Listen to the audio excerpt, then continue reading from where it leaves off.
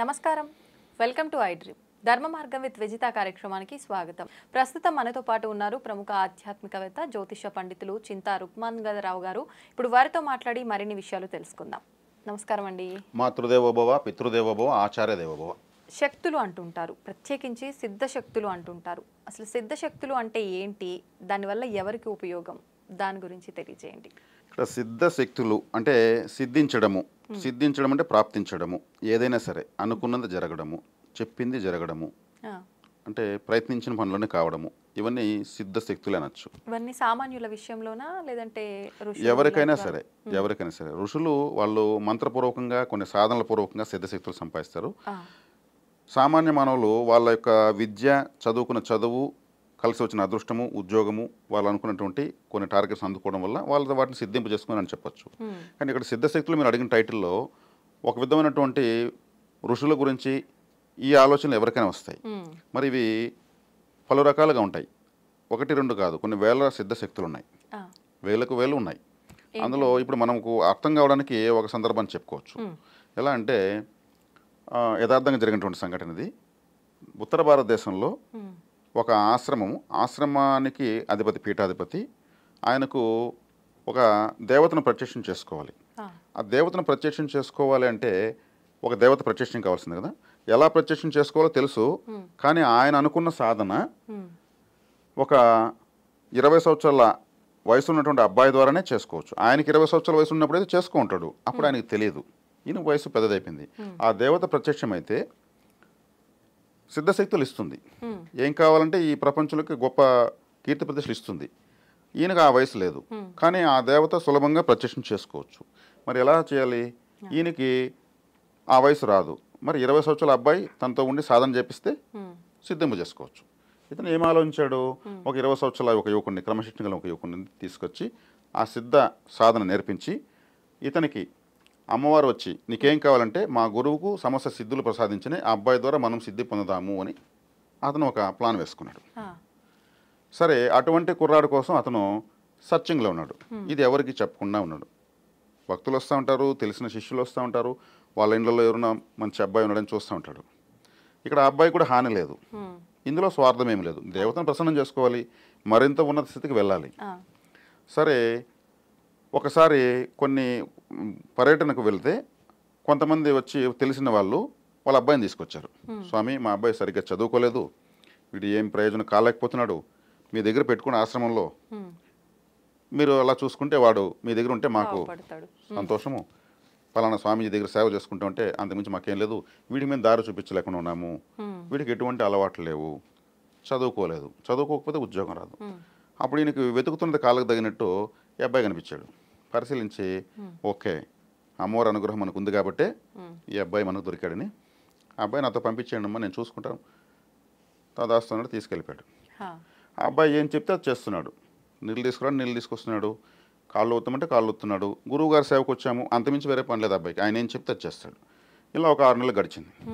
గడిచిన తర్వాత ఇతని ఆ సాధనకు కావాల్సినంత వయసు, క్రమశిక్షణ అన్నీ ఉన్నాయి అబ్బాయికి. సరే, ఇతను హడావిడిగా ఒకరోజు గురువు గారు పిలిచి అబ్బాయిని, మనం ఈరోజు సాయంత్రం ఒక వేరే ముఖ్యమైన ప్రాంతానికి వెళ్తున్నాము, నువ్వు రెడీగా ఉండు, ఏర్పాట్లని కారు గీరు అంతా రెడీగా ఉందని అన్నాడు. ఓకే గురువు అన్నాడు. ఎక్కడికి ఏమని అడగలేదు, గురువు ఎక్కడికి వెళ్ళి అడగ వెళ్తున్నాము. సరే, అబ్బాయిని తీసుకెళ్ళాడు. తీసుకెళ్తే ఒక అరణ్య ప్రాంతానికి వెళ్తా ఉంది కారు.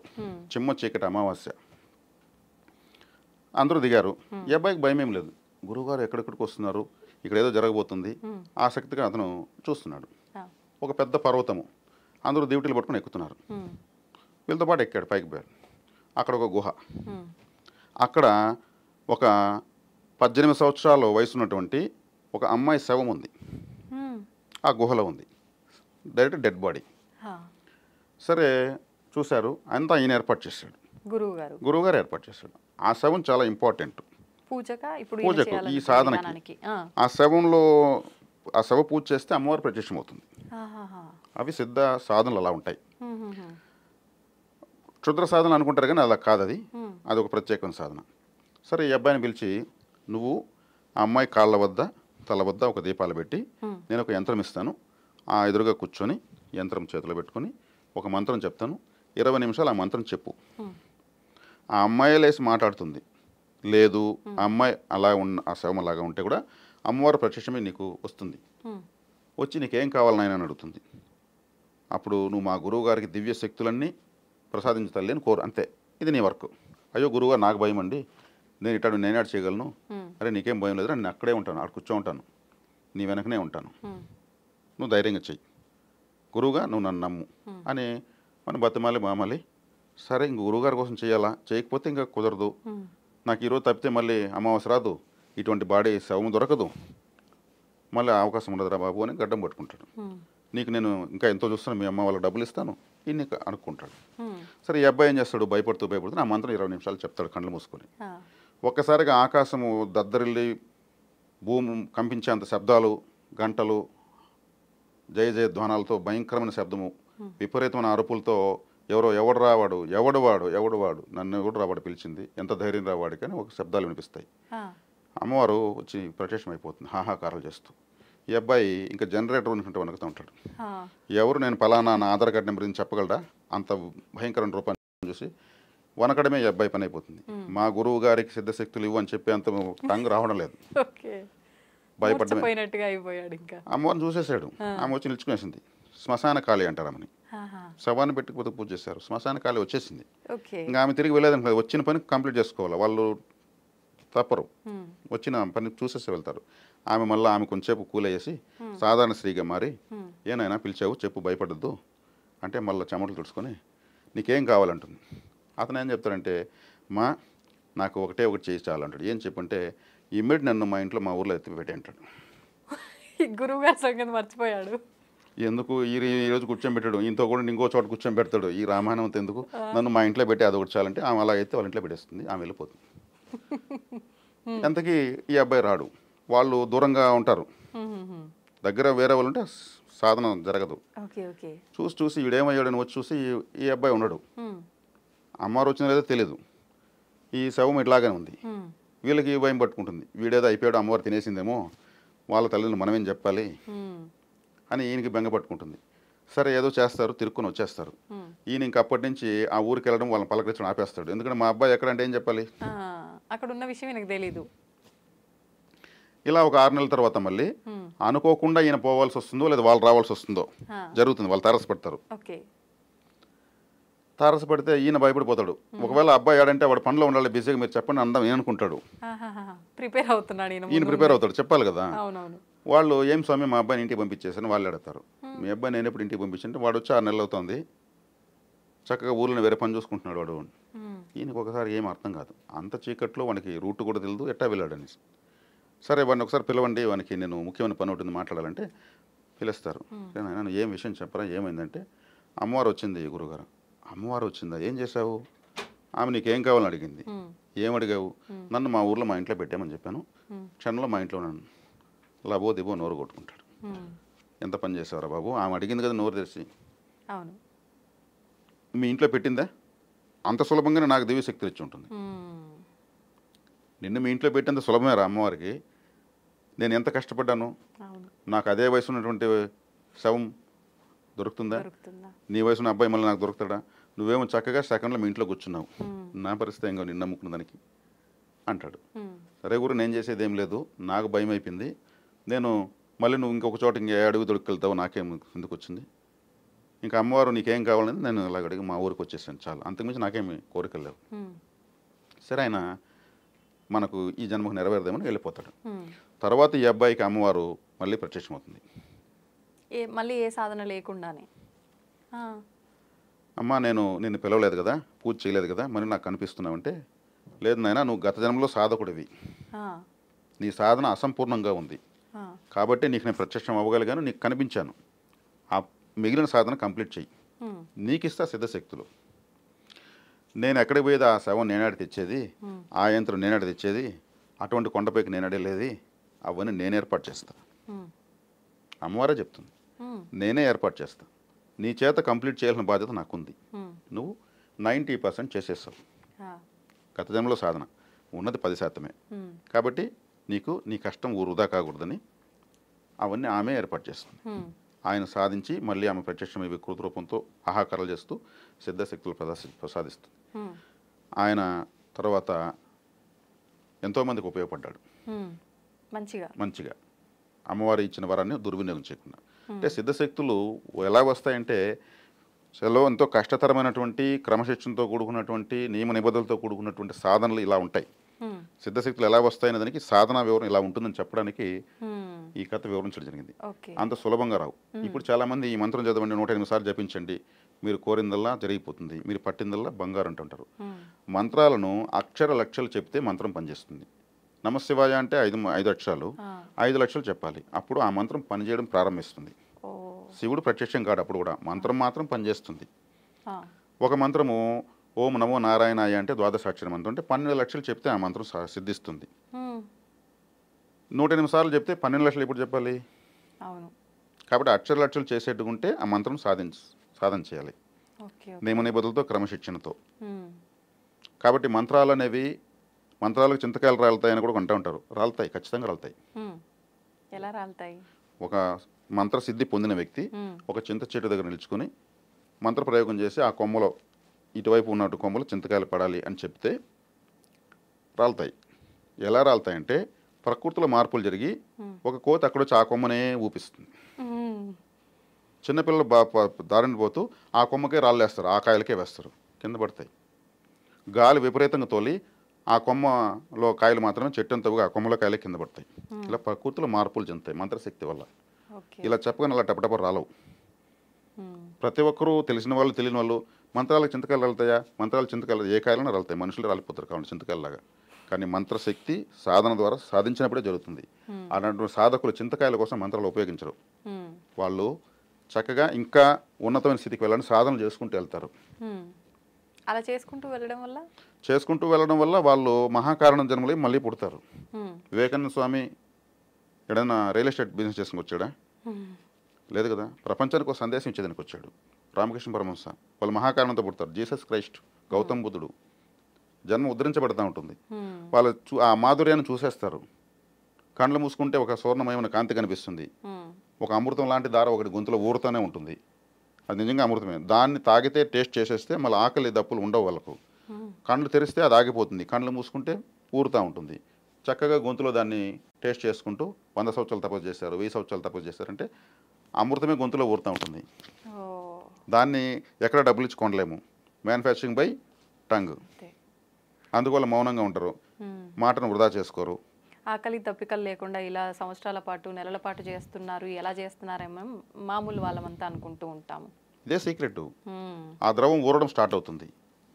నీ ఆకారం ఓంకారం అంటుంది వేదం. ప్రతి ఒక్కరు ఓంకార స్వరూపులే. అది నిరూపించుకోవాలంటే సాధన చేయాలి. సాధనమున పనులు సమకూరదలున్న జ్ఞానాగ్ని దగ్ధ కర్మణం. నాలెడ్జ్తోనే మనం కష్టాన్ని భరణ చేయగలం. జ్ఞానం ఎప్పుడు వస్తుంది? ధ్యానం చేస్తే వస్తుంది. ధ్యానం ఎలా చేయాలంటే మనకు దానికి సులభమైన పద్ధతులే. దానికని జిఎస్టీ కట్టే పని లేదు.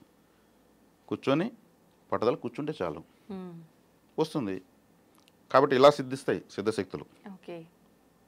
మనకు అది ఎక్కడో ఆన్లైన్ ఆర్డర్ పెడితే రావు. ఎంతో దాని వెనకాల కృషి, హార్డ్ వర్క్ ఉండాల్సింది. మాంసపిండము మంత్రపిండం కావాలి.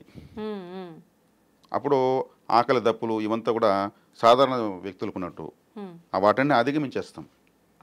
అయ్యో నాకు ఆకలి, అయ్యో నాకు దాహము అనేది లేదు. మరి అఘోరీలంతా కూడా హిమాలయాలో తిరుగుతున్నారు కదా, వాళ్ళు సిద్ధశక్తులు సాధించిన వాళ్ళే కదా.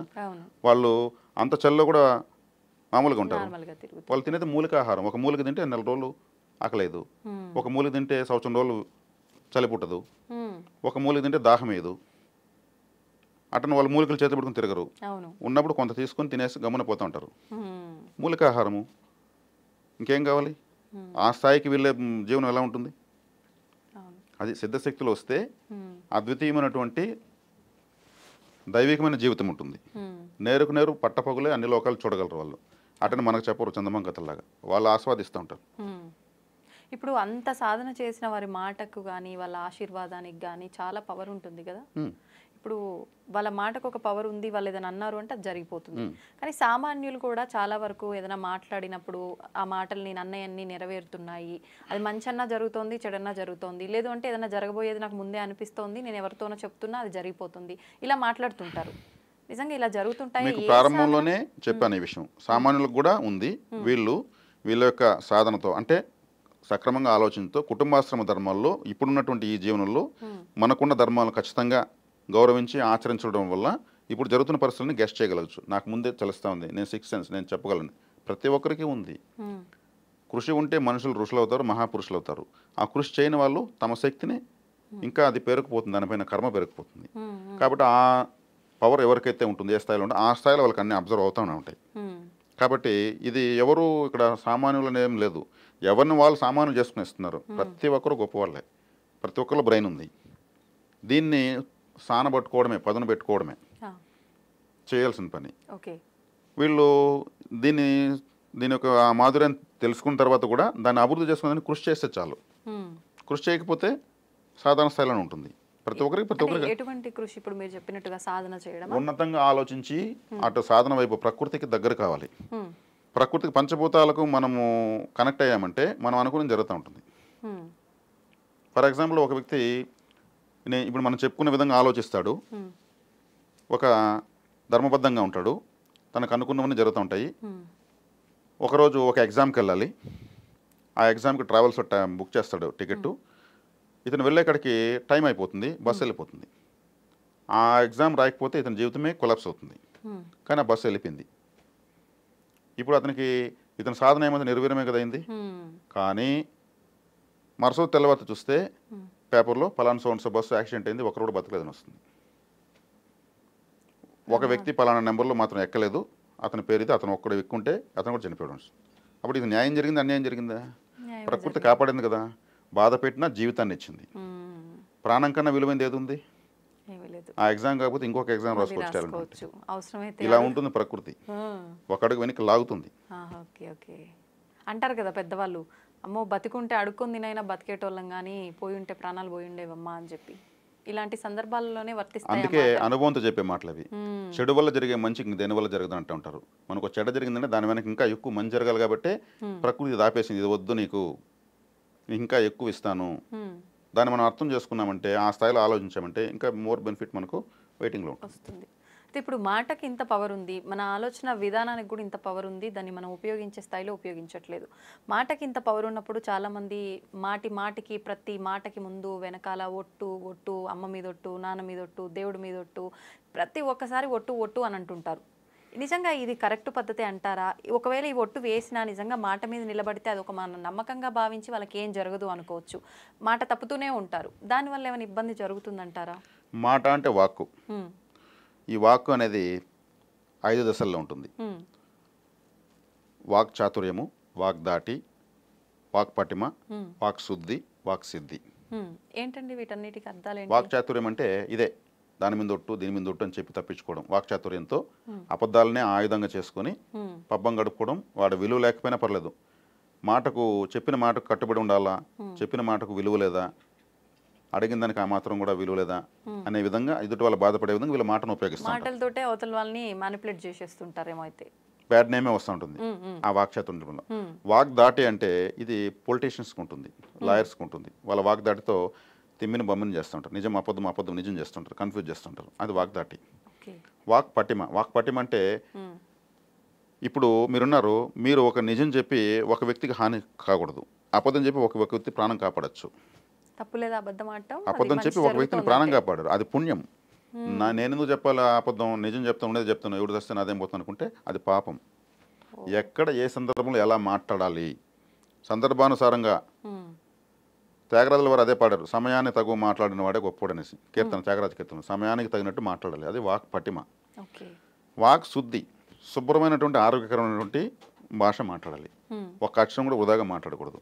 గొప్ప వాళ్ళు ఇప్పుడు ప్రవచనాలు చెప్తాను, మన అదృష్టం కొద్దీ మన ఆంధ్రప్రదేశ్లో కూడా గొప్ప వాళ్ళు ఉన్నారు. చాగంటి కోటేశ్వరరావు గారి, కరికిపాటి నరసింహారావు అంతా కూడా ఒక్క అక్షరం కూడా వృధా ఉండదు. వాళ్ళు చూడండి అనర్గళంగా మాట్లాడతారు, వేలకు లక్షల పేజీలు గుర్తుపెట్టుకుని మాట్లాడతారు.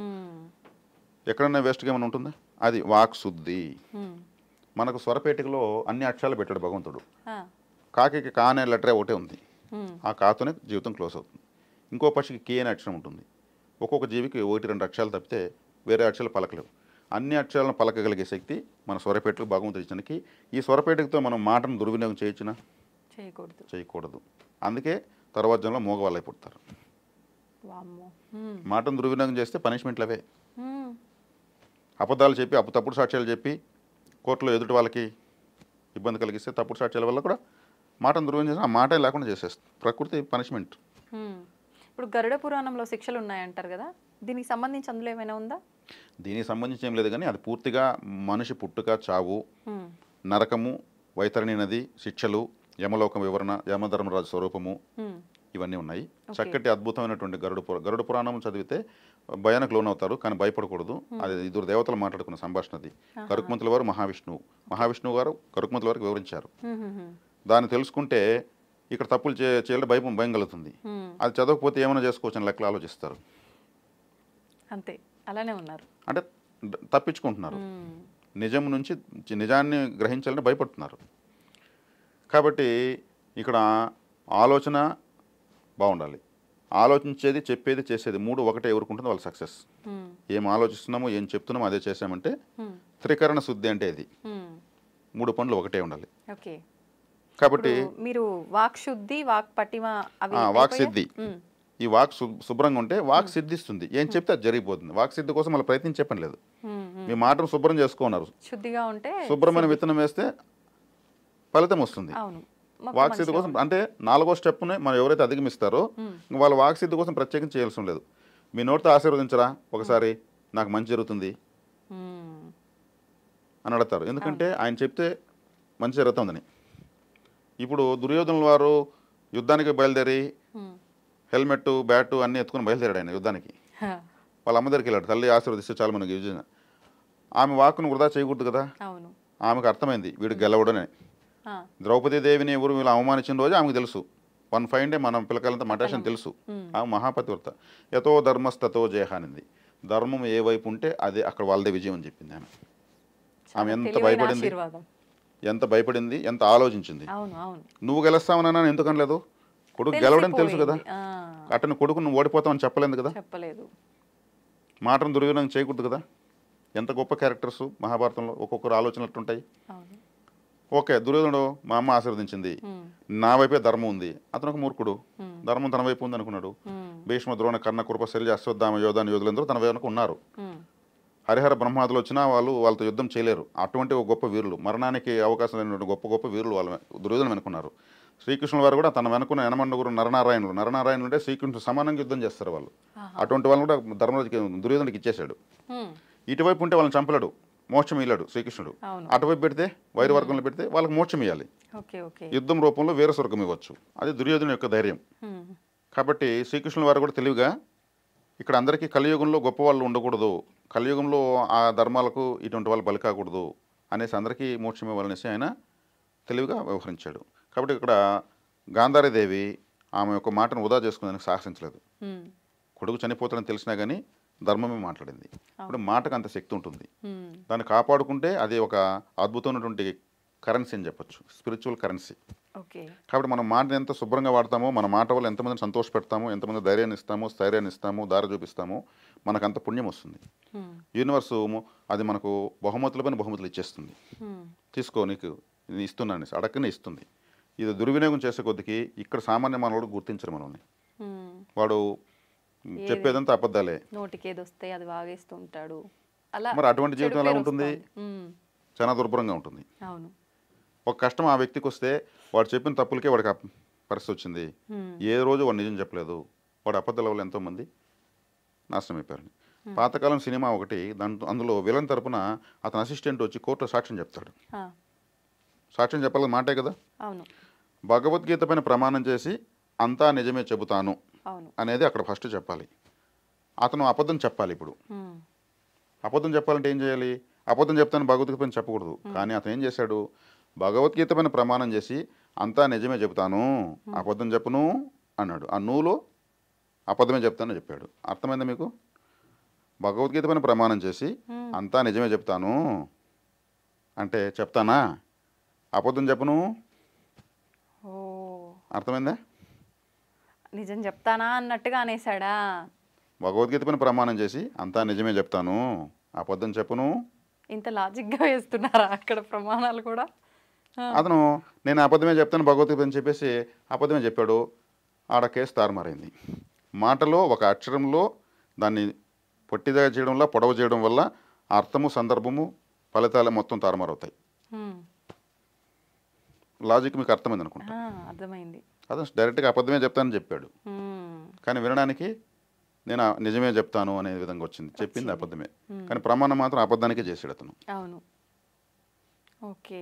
మాట అనేది చాలా శక్తివంతమైనది. హ్మ్. ఈ మాటలోంచే మంత్రాలు పుట్టాయి, మాటలోంచే శ్లోకాలు పుట్టాయి, మాటలోంచే ప్రపంచం పుట్టింది, శబ్దంలో నుంచే చైతన్యం పుట్టింది. హ్మ్. సృష్టి ఎలా పుట్టింది అంటే శబ్దంలో నుంచి పుట్టింది. ఆ శబ్దం ఏది? హ్మ్. ఓంకారం. హ్మ్. ఓంకారం నుంచి అది సర్వబీజం. అందుకు ఓంకారము ఎవరు ఎక్కువ చెప్తారో వాళ్ళకి ఇతరత్ర మంత్రాలు అవసరం లేదు. హ్మ్. ఏ అక్షరాన్ని పలికినా మన నాలుక ఎటువైపు ఒకవైపు తగులుతుంది. హ్మ్. ఓం అంటే గాల్లో ఉంటుంది నోట్లో, హ్మ్. ఓం అంటే ఇక్కడ అదురుతుంది, ఇక్కడ 2 వేలు ఇలా పెట్టి ఓం అంటే ఇక్కడ మనకు అదురుతుంది. ఇక్కడ ఇంకే అక్షరం చెప్పినా ఇక్కడ అదరదు. సహస్రారము చైతన్యం అవుతుంది. యాక్టివేట్ అవుతుంది. కాబట్టి ఓంకారం 108 సార్లు ఒకరోజు చెప్తే 108 టైమ్స్ సహస్రారము షేక్ అవుతుంది. హ్మ్. నాలుగు ఎటువైపు తగలదు ఓంకారానికి. హ్మ్. ఓంకారం చెప్తే మిగతా ఏ లెటర్ పలికినా నాలుగు ఎటువైపు ఒకటైపు తగులుతూనే ఉంటుంది. హ్మ్. అదే గాల్లో లేస్తుంది. ఓం అన్నప్పుడు గాల్లో ఉంటుంది నాలుక అని చూడండి. కాబట్టి ఓంకారం సర్వబీజం. ఓకే. ఇప్పుడు ఈ బీజాక్షరి మంత్రాలు ఆడవారు పలకడానికి వీల్లేదు అని చెప్పి ఓం నమ శివాయ అని చెప్పాల్సి వచ్చినప్పుడు ఓం నమ శివాయ కాకుండా శివాయ నమః అని ఇలా చెప్పుకోవాలి అని చెప్పి కొంతమంది చెప్తుంటారు కదా, దాని గురించి ఏమంటారు? స్త్రీలకు కొన్ని రకాల కట్టుబాట్లు ఉంటాయి, కొన్ని జీవన విధానాలు ఉంటాయి. వాళ్ళకు అనుగుణంగా ఉన్న పూజలను సెలెక్ట్ చేసుకుని వాళ్ళు చేసుకోవాల్సి వస్తుంది. వ్రతాలు, నోములు, కొన్ని స్త్రీల వ్రత కథలను కొన్ని ఉంటాయి. అటువంటి చేస్తే పురుషులు చేసే సాధనతో వచ్చే సమానమైన ఫలితం వాళ్ళకి వస్తుంది. ఓకే. వాళ్ళు గంటల తరబడి రోజుల తరబడి కూర్చొని సాధన చేసిన అవసరం లేదు. ఆ. వాళ్ళకు శక్తి ఎక్కువ పురుషులతో పోలిస్తే. హ్మ్. అందుకే మంగళసూత్ర ధారణ పురుషులకు ఎందుకు పెట్టలేదు? దాన్ని భరించే శక్తి పురుషులకు లేదు, ఆ. స్త్రీలకే ఉంది. మాతృత్వం ఇచ్చేటువంటి శక్తి స్త్రీలకే ఉంది. హ్మ్. హ్మ్. ఓ స్త్రీ 3 సార్లు పుడుతుంది. ఒకసారి పుడుతుంది అందరూ అనుకుంటారు. హ్మ్. ఒకసారి పుడుతుంది స్త్రీగా. తను పుష్పవతి అయినప్పుడు ఇంకోసారి పుడుతుంది, ఇంకొక ఇంటికి కోడలైనప్పుడు ఇంకోసారి పుడుతుంది. హ్మ్. ఎనర్జీ లెవెల్స్ మారుతూ వస్తాయి. హ్మ్. అందుకే స్త్రీ వచ్చేటప్పుడు అటు 7 తరాలు ఇటు 7 తరాలు నువ్వు పేరు తేవాలమ్మంటారు. పురుషుడికి ఎందుకు చెప్పరు? హ్మ్. ఆ శక్తి ఉండేది ఒక స్త్రీకే. నిత్యాగ్నిహోత్రాలు ఎప్పుడు దీపం వెలిగిస్తుంది, కాఫీ పెడుతుంది, వంట చేస్తుంది, అందరినీ ఇంట్లో చూసుకుంటూ. చూసుకుంటుంది. మనం మగవాళ్ళు ఒక 1/4 కేజీ ఫోన్ జోగులు పెట్టుకుంటే మోయలేరు. హ్మ్. బిడ్డను మోసి కని పెంచి ఉద్ధరించేస్తుంది. ఢిల్లీకి రాజైనా తల్లికి కొడుకే. కాబట్టి వాళ్ళు ఒక చక్కటి శ్లోకాలు, వ్రతాలు ఇవి చేస్తే పురుషులకు అభివృద్ధి ఉంటుంది. ఓకే. వాళ్ళ తోడ్పాటు లేకపోతే ఏ మగవాడు అభివృద్ధి చెందలేడు. హ్మ్. మనం అనుకుంటాం వాళ్ళకి పూజలు లేవనేసి. అవును. చక్కగా వాళ్ళు వెలిగించే దీపమే ఇంటిని ఉద్ధరింపజేస్తుంది. హ్మ్. కాబట్టి ఈ గౌరీ పూజ ఒకటి చేస్తే ఆ భర్తకు విశేషమైన అభివృద్ధి ఆ మరుసటి సంవత్సరం కనిపిస్తుంది. హా. ఒక్కసారి గౌరీ పూజ ఒక స్త్రీ, ఒక ఇల్లాలు చేస్తే హ్మ్. ఆ సంవత్సరం అతనికి దేదీప్యమానంగా వెలుగుతుంది. ఎన్నో కష్టాలు అరిష్టాలు నశిస్తాయి. ఇప్పుడు మామూలుగా వివాహ సమయంలో మాత్రమే గౌరీ పూజ చేస్తున్నాం అంటారు కదా, మళ్ళీ తర్వాత చేసే ఈ వరలక్ష్మి పూజ, ఈ శ్రావణ మాసం పూజలన్నీ గౌరీ పూజ కిందకు వస్తాయా, లేదంటే ఆ విధానం ఓన్లీ వివాహ సమయంలో ఆచరించే విధానం ఒక్కటేనా? మామూలుగా మా రాయలసీమ ప్రాంతంలో దీపావళికి గౌరీ పూజ చేస్తారు. నోములు నోస్తారంటారు, అది గౌరీ పూజే. ఓకే. నోము దారాలు తీసి వచ్చి ఇంట్లో అందరికీ వాళ్ళ చేత్తో కడతారు. హ్మ్. అది 3 రోజుల పాటు వాళ్ళు కట్టి నిద్రించి తర్వాత తీసి ఒక చెట్లో కట్టడము, నీటిలో వదలడం చేయాలి. ఆహాహా. అలా చేయడం వల్ల హ్మ్. ఆ కుటుంబానికి పూర్తిగా అది ఒక రక్షలు. అవి హ్మ్. అమ్మవారి రక్షలు. వీళ్ళు అక్కడ అమ్మవారికి పసుపు కొమ్ములు అన్నీ పెట్టి నోముకొని వస్తారు. హ్మ్. ఆ విధంలో ఆమెకు 5వ తనము నిలుస్తుంది. పసుపు కొమ్ములతో కలకాలం పసుపు కుంకులతో ఆమె జీవితాన్ని కూడా ముగిస్తుంది. ఎవరన్నా పసుపు కుంకులతో చనిపోవాలని కోరుకుంటారు, అది అదృష్టంగా భావిస్తారు. హ్మ్. కాబట్టి కోల్పోవాలని చూడరు. అవును. అదొక అందరూ కూడా కొంతమంది ఇష్టపడతారు, మనకు అటువంటి చావు రాలేదని బాధపడతారు. రాలేదని. దానికి అంత విలువ ఉంది. హ్మ్. కాబట్టి ఈ నోములు, ఈ వ్రతాలు ఇవన్నీ కూడా గౌరీ పూజ సమానమే. వరలక్ష్మి వ్రతం ఆమె ఒక అమ్మవారే. హ్మ్. దసరా నవరాత్రులకు అమ్మవారిని పూజిస్తాము. అవును. అక్కడ విధానాలు మారుతాయి. హ్మ్. ఆ దేవతల యొక్క అనుగ్రహం అనేది కావాలంటే ఆయా విధానాలను అనుసరించి చేస్తే చాలు. ఓకే. కాబట్టి ఇక్కడ మనం మాట అనే దాని గురించి స్టార్ట్ చేసాము. అవును. ఇక్కడ వచ్చే ఈ వ్రతాలు, పూజలు, అనుష్ఠానాలు అన్నీ కూడా మాటలు, అక్షరాలు, శబ్దాలతో ఉన్నాయి. హ్మ్. ఎక్కడ మనం మాటను దుర్వినియోగం చేయకుండా పోవడం వల్ల ఏ స్థాయికన్నా మనం వెళ్ళవచ్చు. ఇప్పుడు మీరు అన్నారు ఇందాక, అంటే వీడంటే అయిపోతుంది, వీడు ఏదైనా మంచిగా మాట్లాడితే అనుకున్నట్టుగా నాకు మంచి జరుగుతుంది వాడి నోటి ద్వారా వస్తే అని చెప్పి అన్నారు కదా. అలాగే ఒక మాట ద్వారానే కాదు చాలామంది నమ్ముతుంటారు ఇంట్లో వాళ్ళే కానీ స్నేహితులే కానీ నేను ఎక్కడికైనా వెళ్ళేటప్పుడు కానీ ఏదైనా పని చేసేటప్పుడు కానీ వీడి మొహం చూసినా వీడు ఎదురొచ్చినా లేదు పలానా స్త్రీలే కావచ్చు వస్తే నాకు మంచి జరుగుతుంది అని చెప్పి నమ్ముతుంటారు. నిజంగా మన తలరాతలో ఏదుందో అదే జరుగుతుంది కానీ వాళ్ళెవరో ఎదురు రావటం వల్ల కానీ వాళ్ళ నోటి మాట ద్వారా అనటం కానీ ఇదంతా నమ్మొచ్చు అంటారా? చక్కటి ప్రశ్న అడిగారు మీరు. మామూలుగా పిల్లలు వదిలేస్తే కూడా చాలామంది వెళ్ళరు. అవును. కొంతమంది వీడియోస్ వస్తే వెళ్ళరు. కొంతమంది దగ్గుతూ తుమ్ముతూ ఎదురుగా వస్తే వెళ్ళరు. వెళ్ళరు. కొంతమంది నెత్తిన ముసుగేసుకుని వస్తే వెళ్ళరు. కొంతమంది ఇద్దరు బ్రాహ్మణ్స్ వస్తే మధ్యలో దూరరు. మధ్యలో ఇద్దరు బ్రాహ్మణులు మధ్యలో పోకూడదంటారు. ఓకే. కొంతమంది కుక్కలు కాట్లాడుకుంటూ అరుచుకుంటూ వస్తే వెళ్ళరు. పాము అడ్డంగా వచ్చినా వెళ్ళరు. మరి మన ఇంట్లో గేదెలు పశువులు ఉంటే అవి తుమ్మినా దగ్గినా వెళ్ళరు. మన కాలు ఎడం కాలు లేదా కుడి కాలు కడపలో కొట్టుకుంటే కూడా కాలు తట్టుకునింది బయలుదేరేటప్పుడు వెళ్ళరు. ఓకే. మనం బయలుదేరేటప్పుడు కీస్ ఎత్తుకుంటే కీస్ జారి కింద పడ్డాయంటే బండి కీసు వెళ్ళరు. వాచ్ కట్టుకుంటే వాచ్ కింద పడిందంటే టైం కదా వెళ్ళరు. బల్లి అరిసిన దానికి రకరకాల అర్థాలు తీసుకుంటారు. మరి ఇవన్నీ నేను చెప్పినవన్నీ అపశకునాల కిందకే కదా వస్తాయి. శుభశకునం అశుభశకునం. అందుకు భార్య ఎదురు రమ్మని వీధులు అంతా చూసి ఆగాగు ఆమె వస్తుంది ఆమె వెళ్ళని, ఆయన వస్తున్నాడు ఆయన వెళ్ళని, కుండలు ఎదురొచ్చినా వెళ్ళరు, కట్టెలు ఎదురొచ్చినా వెళ్ళరు. ఇవన్నీ చూసుకుంటారు. మరి పెంకులు అప్పుడు పాతకాలం ఇంట్లో పెంకులు ఉంటాయి, ఆ పెంకులు వచ్చినా వెళ్ళరు. ఇన్ని ఉన్నాయి అశుభశకునాలు. అవన్నీ చూసి కరెక్షన్ చేసుకుని పంపిస్తూ ఉంటారు. కొంతమంది ఎప్పుడు బయలుదేరినా పలానా ఆమె ఎదురొస్తుంది ఆమె కాసుకొని ఉంటుంది అంటూ ఉంటారు. వాళ్ళు కాసుకొని ఉండరు. పిల్లి కూడా దానికి ఏమీ తెలియదు, దాని పాటికి అది వస్తుంది. అంటే ప్రకృతి తెలియజేస్తుంది నువ్వు వెళుతున్న పని కాదు అని వాళ్ళని ఎత్తుకొచ్చి చూపిస్తుంది. వాళ్ళు మనకు మంచిగా చేశారు, నీ శ్రమ వృధా చేసుకోవద్దు, ఈ పని కాదు అని వాళ్ళు మంచిగా చెప్పారు మనకు. అంత ఇన్ఫర్మేషన్ ఎవరు ఇస్తారు? పైసా ఖర్చు లేకుండా బయలుదేరక బాబు అని చెప్పారు. వాళ్ళు మనం ఎందుకు తిట్టుకోవాలి? అంటే వాళ్ళు ఎదురు రావడం వల్లే నాకేదో హాని జరిగింది అని నేను భావిస్తున్నా కాబట్టి తిడతాను. వెళ్ళబోయే పని కాదని వాళ్ళు సూచిక చేశారు, సిగ్నల్ ఇచ్చారు. అది ప్రకృతి ద్వారా జరుగుతుంది. వాళ్ళ పనిగా వాళ్ళు వచ్చారు అంతే. నీ పని చెడగొట్టడానికి ఎవరు పుట్టలేదు. అది చాలా పవర్ఫుల్ ఇన్సిడెంట్. అది పిల్లి దానికి ఎంత అదృష్టకరమైన జీవితం. అయ్యా బాబు నువ్వు వెళ్ళొద్దు, హ్యాపీగా ఇంట్లో ఉండు అని చెప్తుంది. అంతేగాని నేను నీ పని చెడగొడుతున్నాను దానికోసం రాదు. అది ఏది కూడా ప్రకృతిలోంచి శకునం, ఒక శకునం అంటే ఒక శబ్దం ద్వారా తెలియజేస్తుంది, ఒక దృశ్యం ద్వారా తెలియజేస్తుంది. ఓకే మనం వెళ్ళకూడదు. నేను చెప్పాను కదా, బస్సు మిస్ అయితే మరుసటి తెల్లవారు తెలుస్తుంది అది మిస్ కావడమే మన అదృష్టం అని. ఈ శకునాలన్నీ మనకు ముందుగానే తెలియజేసినాయి. దేవుడు ఫోన్ చేస్తాడా? లేకపోతే లేదు కదా. కాబట్టి మనం వాటిని అభినందించాలి, థ్యాంక్స్ చెప్పాలి. అట్లా తిరిగి మళ్ళీ ఇంటికి వచ్చి నీళ్ళు తాగేసి కొద్దిగా చక్కెర నోట్లో వేసుకొని మళ్ళీ బయలుదేరుతారు. అయినా పని కాదు. నేను ఫస్ట్ బయలుదేరినప్పుడు అయిపోయింది పని, అది ఇంటికాడనే అయిపోయింది, అయినా బయలుదేరినాం కాలేదు అని మళ్ళీ వస్తారు. దానికి మించి అధిగమించిపోతే ప్రకృతిని అధిగమించలేం కదా మనం. కాబట్టి ఇక్కడ వాళ్ళని మనం దూషించాల్సిన అవసరం, అభినందించవచ్చు. వాళ్ళు పదే పదే వస్తున్నారంటే మన పనులు చావడానికి చాలా ఆటంకాలని అర్థం. పలానా వాళ్ళు మాటికి వస్తున్నారంటే వాళ్ళ పనిగా వాళ్ళు వస్తారు.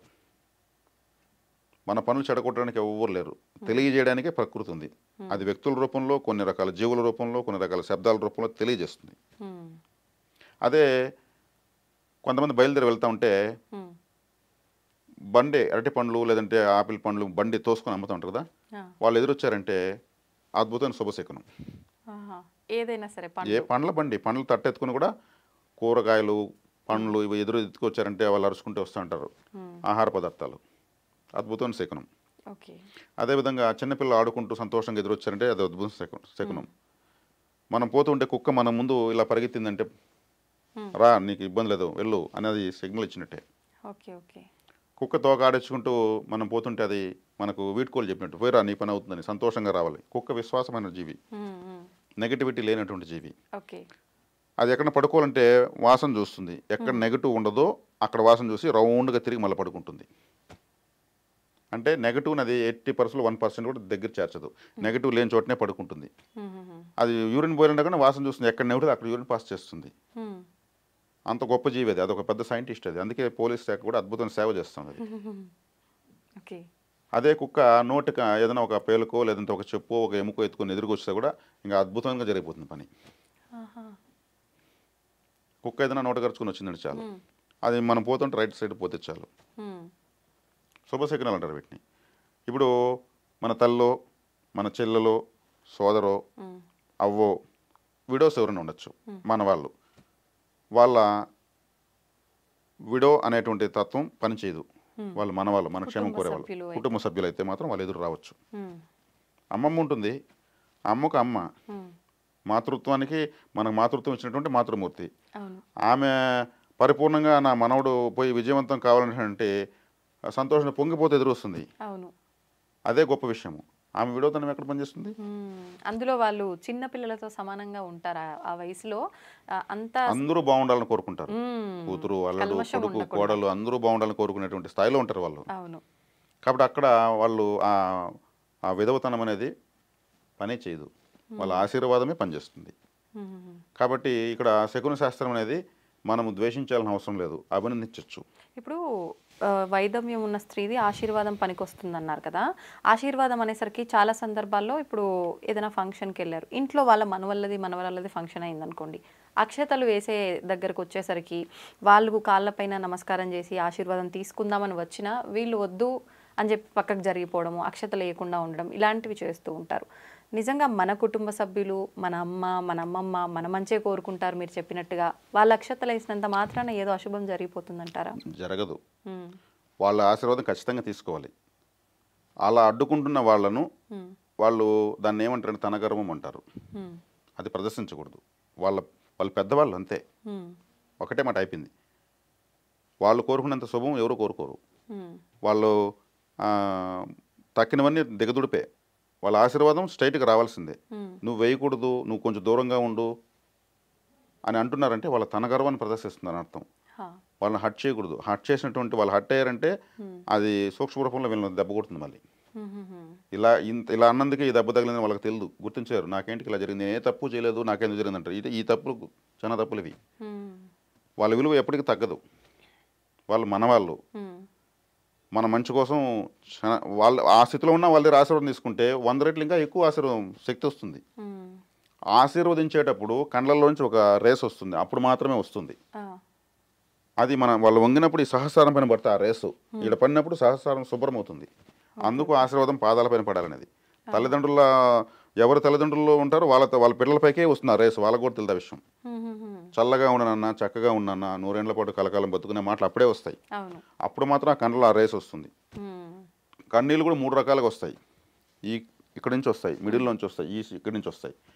ఆనంద బాష్పాలు, జ్ఞాన బాష్పాలు, విషాద బాష్పాలు. విషాద బాష్పాలు ఇక్కడంతా మండిపోతుంది. విషాద బాష్పాలు వచ్చేదా అది ఉప్పగా ఉంటాయి, మండిపోతాయి చెంపలంతా కూడా, అంత కెమికల్ వస్తుంది. జ్ఞాన బాష్పాలు ఇక్కడి నుంచి వస్తాయి. ఆనంద బాష్పాలు ఇక్కడ చల్లగా ఉంటాయి. ఆనంద బాష్పాలు మన ఐస్ కూల్ వాటర్ లాగా ఉంటాయి. అవి గొప్పవి. కాబట్టి అంత శక్తి వస్తుంది కళ్ళలోంచి. దాన్ని మనం కోల్పోయినట్టే వాళ్ళ దగ్గర తీసుకోకపోతే. దాన్ని అడ్డుకున్న వాళ్ళు మానవ జన్మకు అనర్హమే. ఆ గొప్పతనాన్ని అడ్డుకునే శక్తి, ఆ అధికారం వాళ్ళకి ఎవరు ఇచ్చారు? కాబట్టి ఇలాగా మనము ప్రతి సందర్భంలోనూ జీవితాంతము మనం ఎన్ని లక్షల సార్లు కోట్ల సార్లు మాట్లాడతాము, ఎన్ని విషయాల గురించి మాట్లాడతాము, ఎక్కడ కానీ మాట తడబడకుండా, మన మాట ద్వారా ఇతరులకు హాని కలగకుండా దాన్ని కాపాడుకుంటూ వస్తే మనము ఎంతటి స్థాయికైనా వెళ్ళొచ్చు. మనము మాట ద్వారానే దేవుని పిలిచినా, ఎవరిని పిలిచినా దేవుని మాట ద్వారానే పిలుస్తాం. కాబట్టి దీన్ని దుర్వినియోగం చేయడం చాలా తప్పు. మనకు ఆ అదృష్టాన్ని ఇచ్చినటువంటి దేవుడికి మనం అంతకుమించి భగవంతుని ఏం కొడతాం? ఇన్ని ఇచ్చిన తర్వాత మళ్ళీ భగవంతుడు ఇది లేదని భగవంతుడి మీద బరికొట్టుకుంటూ ఉంటాం. ఆయన చూడలేదని గుడ్డివాన్ని చేస్తాం, వినలేదని చెవిటివాన్ని చేస్తాం, స్పందించలేదని వికలాంగుని చేస్తాం. కానీ జన్మను ఇచ్చినందుకు, ఇంత సౌకర్యాలు ఇచ్చినందుకు దానికి మనం ఎన్ని నమస్కారాలు చేసినా అంత తక్కువే. కాబట్టి ఇప్పుడు దైవ నింద కూడా చేయకూడదు కదా, దేవుడు పట్టించుకోలేదంటే తప్పు కదా, ఆ మాట కూడా రాకూడదు కదా. మనకు అన్నీ ఇచ్చి వాటిని ఉపయోగించుకోమన్నాడు. అలా ఆర్డర్లో ఉపయోగించుకోవాలి. డిసార్డర్లో పోతే ఏమవుతుంది? మనం ఇప్పుడు కంఫర్ట్ జోన్ ఇలా ఉంటుంది. కంఫర్ట్ జోన్ అంటే ఒకవేళ మారిస్తే అన్కంఫర్ట్. మనం కంఫర్ట్గా ఉండాలనుకుంటాం, కంఫర్ట్గా ఉండి మనం అన్కంఫర్ట్లోకి వెళ్ళిపోతాం. కాబట్టి భగవంతుని ఎప్పుడు దైవ నింద చేయకూడదు, పరనింద చేయకూడదు. ఇప్పుడు మాట టాపికే వచ్చింది కాబట్టి ఒక డౌట్, నేను ఎంత నిజాయితీగా ఉన్నా నేను మాట్లాడే పద్ధతి అంతా కరెక్టే అంటే అది చాలామంది మాట్లాడతారు నువ్వు మాట్లాడేది కరెక్ట్ నీ వరకు కరెక్ట్ కావచ్చు పక్కనోడి విషయానికి వస్తే అది తప్పు కావచ్చు అంటారు కానీ అది ఎక్కడ తప్పు అనిపించదు ఎదుటి వాళ్ళకి మాత్రం అది ఎంతసేపు తప్పుగానే అనిపిస్తుంటుంది ఇది నిజంగా ఈ సందర్భాల్లో ఎలా మనం ముందుకెళ్ళొచ్చు అంటారు అదే వాక్ పటిమ అన్నారు సమయానికి తగినట్టు మాట్లాడాలి అందుకే ఇక్కడ సమాజాన్ని దృష్టిలో పెట్టుకుని ఇక్కడ ఎంతవరకు మాట్లాడాలి ఏం మాట్లాడాలి ఏది ఆపుకోవాలి ఏది చెప్పాలి ఒకవేళ ఇప్పుడు ఈ సందర్భంలో నేను మాట్లాడేది రైట్ అయినా వాళ్ళకి రాంగ్గా కనిపిస్తుంది కాబట్టి వాళ్ళకు నేను దానికి వ్యతిరేకంగా మాట్లాడితేనే కరెక్ట్ పోకడలో వెళ్తుంది అన్నప్పుడు నేను ఇక్కడ నా వేలో నేను మాట్లాడాలా వాళ్ళకు ఎలా చెప్తే కరెక్టో అదే వేలో మాట్లాడాలి ఏది ధర్మం అంటారు సమాజానికి అనుగుణంగా మనం అడుగులు వేయడమే కరెక్టు అంతర్లీనంగా మనం కరెక్టే మన కరెక్ట్ అనేటువంటిది కరెక్ట్గా ఉన్నామని తెలియజేసే సమాజానికి జీర్ణించుకోలేనప్పుడు వాళ్ళకి తగినట్టు మాట్లాడి మనం ఎక్కడ మాట్లాడితే మన మాటకు సందర్భానికి విలువ వస్తుందో అక్కడ మాట్లాడితే చాలు అదే నేను చెప్పింది మీకు వాక్ పటిమ ఎక్కడ ఎలా మాట్లాడాలి సమయానికి తగినట్టు మాట్లాడడమే నిజమైన జ్ఞాని యొక్క లక్ష్యం లేదంటే మనము అన్ని చోట్ల ఒకే విధంగా మాడితే ఇలాంటి పరిస్థితులు ఎదురవుతాయి నీకే తెలిసినట్టు మాట్లాడుతున్నావు ఎన్నో చెప్తారు కాబట్టి ఇలా సమాజము మనం అనుకున్న విధంగా లేదు దానికి తగినట్టు పోగలిగేది మనం ఆ నాలెడ్జ్ సంపాదించుకుంటే చాలు సంతోషం అండి చాలా మంచి విషయాలు తెలియజేశారు నిజంగా నాకు కొన్ని టిప్స్ ఇచ్చినట్టుగా అయింది మీ మాటల ద్వారా నిజంగా మాట్లాడాలంటే జాగ్రత్తగా మాట్లాడాలా ఇలా ఉండాలా అనే ఒక అవగాహన వచ్చింది చూద్దాం నేను కూడా ఎంతవరకు ఆచరణలో పెడతాను ఈ విధానాన్ని ధన్యవాదాలండి ధన్యవాదాలు మాతృదేవోభవ పితృదేవోభవ ఆచార్య దేవోభవ